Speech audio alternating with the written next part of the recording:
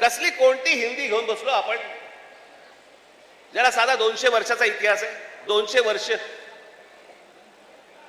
मराठी भाषेला 2,500 ते 3,000 वर्षांचा इतिहास आहे.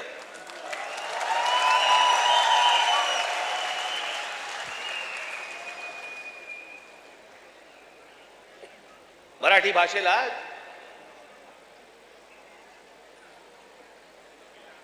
अभिजात भाषेचा दर्जा मिळाला.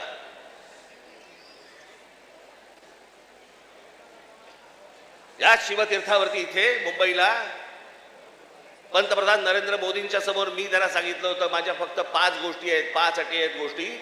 त्यातली एक पहिली, मराठीला अभिजात भाषेचा दर्जा तुम्ही द्या. पंतप्रधान झाल्या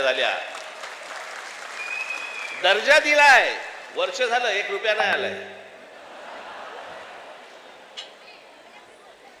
हिंदी भाषेला म्हणजे गंमत बघा, एखाद्या भाषेला जर समजा अभिजात भाषेचा दर्जा द्यायचा असेल तर त्याला कमीत कमी 1400 वर्ष जुनी ती भाषा पाहिजे. बरोबर, ही अट आहे कमीत कमी. म्हणजे हिंदीला अभिजात भाषेचा दर्जा मिळायला अजून 1200 वर्ष आहेत.